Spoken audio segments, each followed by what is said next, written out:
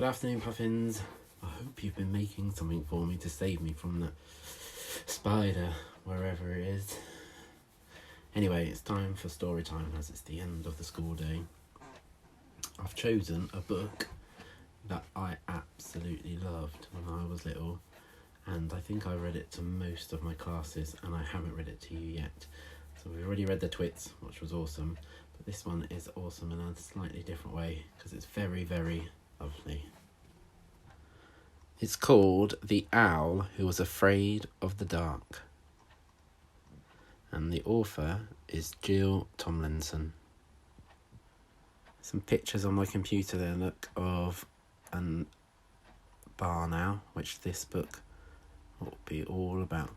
Aren't they beautiful? Okay, so chapter 1, Dark is Exciting.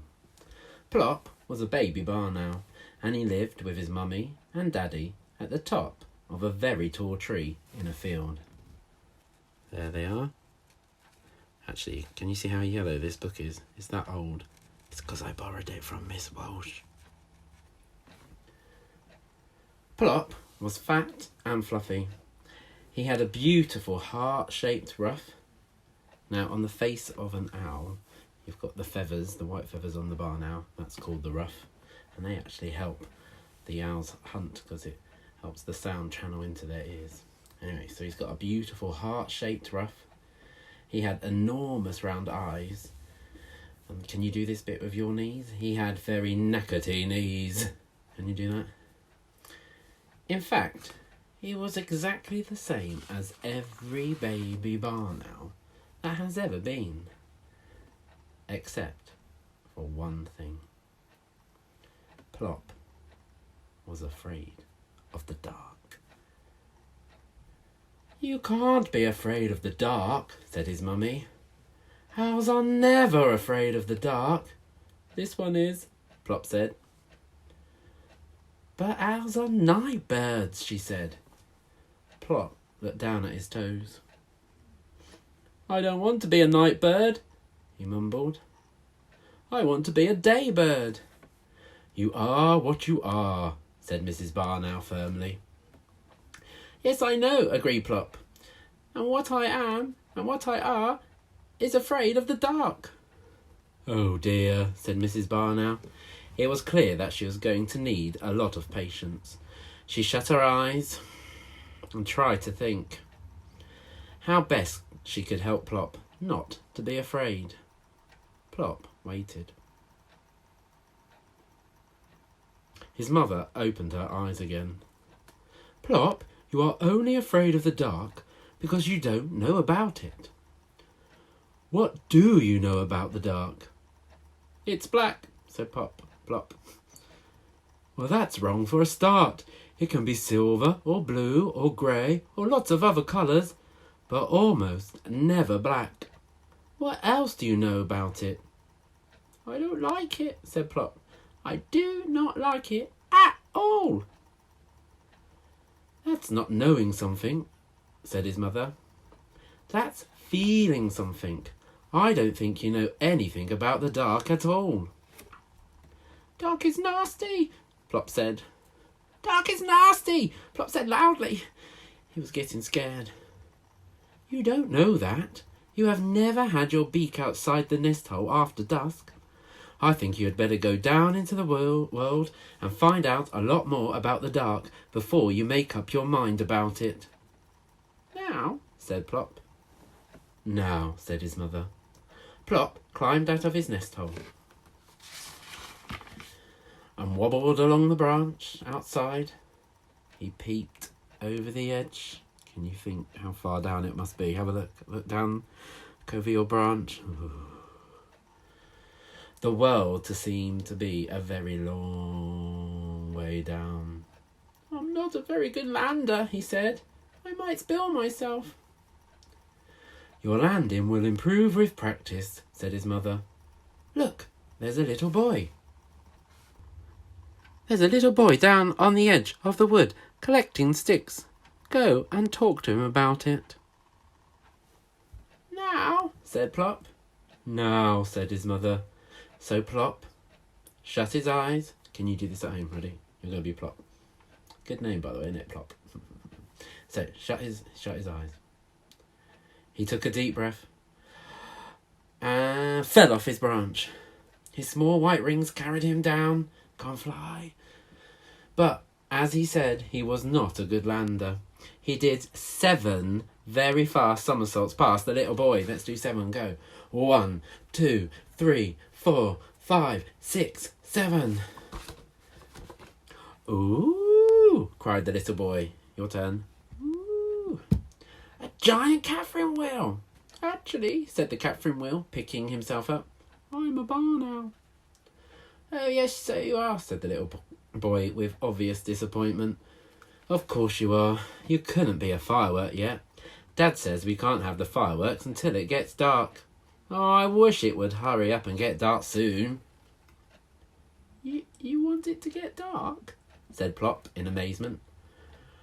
Oh, yes, said the little boy. Dark is exciting. And tonight is especially exciting because we're going to have fireworks. What fireworks? Asked Plop. I don't think owls have them. Not barn owls, anyway. Don't you? Said the little boy. Oh, you poor thing. Well, there are rockets and flying saucers and volcanoes and golden rain and sparklers and... But what are they? Begged Pop. Do you eat them? No, laughed the little boy. Daddy sets fire to their tails and they whoosh into the air and fill the sky with coloured stars. Your turn. Whoosh like a firework. Go. Whoosh. Well, the rockets, that is. I'm allowed to hold the sparklers. What are the volcanoes? And the golden rain? What do they do? Oh, they sort of burst into showers of stars. The golden rain pours, well, like rain. And the flying saucers? Oh, they're super. They whiz around your head and make sort of wee noises. I like them the best. You can do the best wee noise. Oh, good one. I think I would like fireworks, said Plop. I'm sure you would, said the little boy. Look here, where do you live? Up in that tree, in the top flat. There are squirrels farther down. That big tree in the middle of the field? Well, you can watch our fireworks from there. That's our garden, the one with the swing. You look out as soon as it gets dark. Does it have to be dark? Asked Plop. Of course it does. You can't see fireworks unless it's dark. Well, I must go. These sticks are for the bonfire. Bonfire? Said Plop. What's that? You'll see if you look out tonight. Goodbye. Goodbye, said Plop, bobbing up and down in a funny little bow. Can't you be the owl? He watched the boy run across the field and then, you've got to do this too, took a little run, spread his wings and fluttered up to the landing branch. Go and fly. He slithered along it on his tummy and dived headfirst into the nest hole. Well, said his mother, little boy says dark is exciting. And what do you think, Plop? I still do not like it at all, said Plop. But I'm going to watch the fireworks, if you will sit by me. I will sit by you, said his mother. So will I, said his father, who had just woken up. I like fireworks. So that is what they did. When it began to get dark, Plop waddled to the mouth of the nest hole and peered out cautiously. What does cautiously mean? Have a think. Yeah, it's moving very carefully to avoid danger. That's what I had to do earlier when that spider was in my house. I still don't know where it is.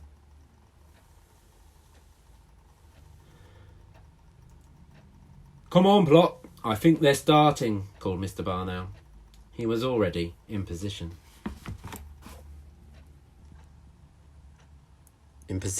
On a big branch at the very top of the tree. We shall see beautifully from here.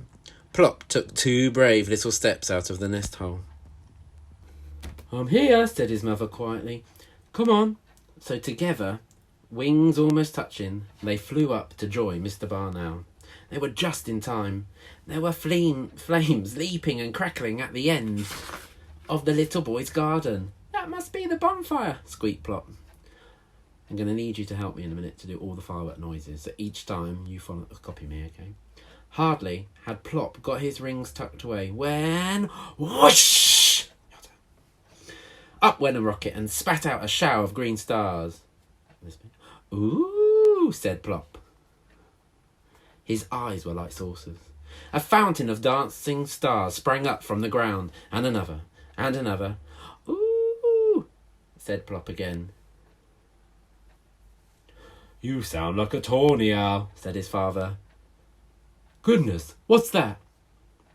Something was whizzing about, leaving bright trails of squiggles behind it, and making a loud whee noise. Oh, that's a flying saucer, said Plop. Really? His father said. I've never seen one of those before. You seem to know all about it.